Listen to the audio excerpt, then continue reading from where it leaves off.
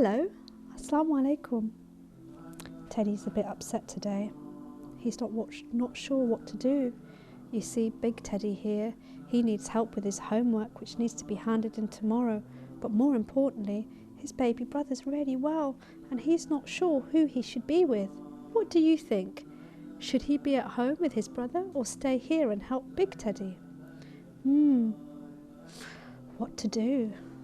Well, after this story, maybe Teddy will know what to do, because in today's story, Bashir ibn Umar has to choose between two people he loved very much, his son and Imam Hussein. Why? Said Teddy. What happened to his son? Listen carefully and we'll find out. Are you ready? Teddy's excited. Bashir was hungry, tired and thirsty, and the burning desert heat gave him no comfort. He took his water bottle, which was almost empty, and shook it to see if there were a few drops left. He opened it to drink some water. He looked at his horse. It was thirsty too. He gave some to the horse and took a few sips himself, and then put the bottle to one side. He still had a long way to go and was almost out of water. He was a little bit nervous and worried. He said to himself, I hope the soldiers of Ibn Ziyad didn't notice me. I had no choice, and this is my only chance to be with my Imam. I don't want to be like the people of Kufa. Oh Allah, please help me in this journey. The day was almost over, and he looked at the redness of the sun and thought about his Imam. The sun is setting, said Bashir. As soon as it became a little dark, he stopped to pray. He hit his hands on the ground to do wudu, which is something you do when you don't have enough water to do wudu. It's called tayammum. He loved his religion very much and knew that he had to keep the water to drink. That was good thinking, wasn't it, Teddy? After finishing his prayers, he got on his horse and carried on with his journey. The night was dark and silent. He looked at the shining stars and thought about Allah. He loved that Allah helped people know which way to go just by placing stars in the sky. He realized how much people needed the protection and love of Allah in order to be able to get by in this world. All of a sudden, a cool breeze welcomed him and he got really excited. He thought to himself that water would be nearby. Thank God, he said to himself. He turned his horse to face the cool breeze and carried on until he found himself near a cold pond shaded by palm trees. He and his horse drank so much water they were more than ready to carry on with their journey. He was sort of half asleep when out of nowhere he was surrounded by armed men. They didn't know him and he didn't know them. "Who are you?" shouted one of the warriors. "I am Bashir bin Umar of Kufa." "We too have left Kufa to support the son of Rasulullah, Imam Hussein." They laughed really loudly, showing no care for the people of Kufa and the difficult situation they were in. Bashir wasn't sure if they were telling the truth, Teddy. They looked mean. They were carrying dangerous knives and swords and things like that. He carried on with his journey with them, but he was watching closely, like I'm watching you, but in a nice way. He heard everything they said, even things like, "Allah curse Muawiyah. He was so selfish and greedy." Another warrior said, "Yes, better to support Imam Hussein.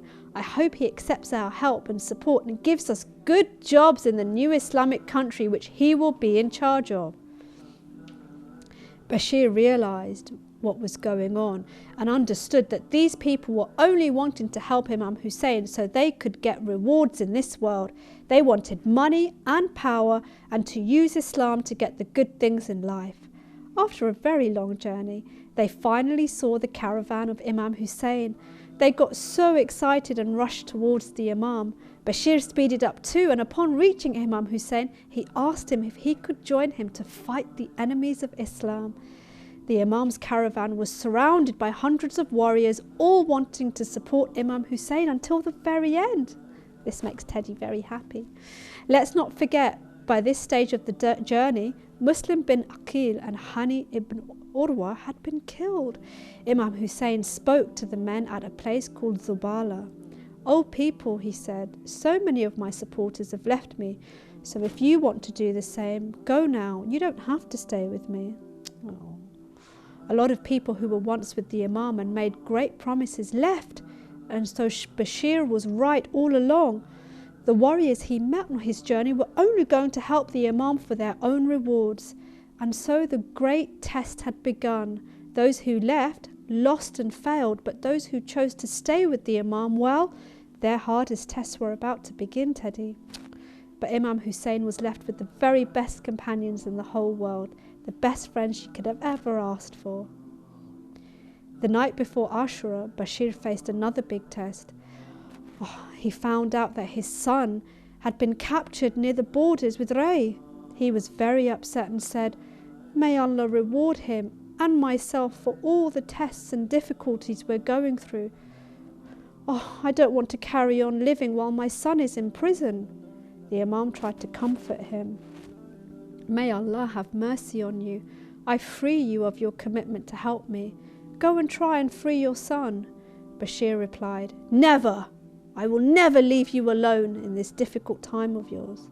That's how much he loved the Imam. On the day of Ashura, he prepared for the greatest battle of his life. He shouted, "Oh Allah, I will meet you today and I will be rewarded for all my good deeds. I have to be patient because nothing in this world lasts forever." Bashir was an excellent soldier and a brilliant champion. He killed many of the enemies of Islam, but was sadly killed and returned to Allah. Oh.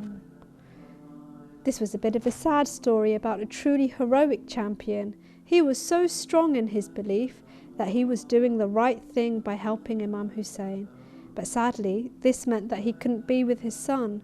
We will always remember the champion Bashir ibn Umar and the hard choice he had to make. So in the end, Teddy, Bashir did the right thing. It wasn't an easy choice to make.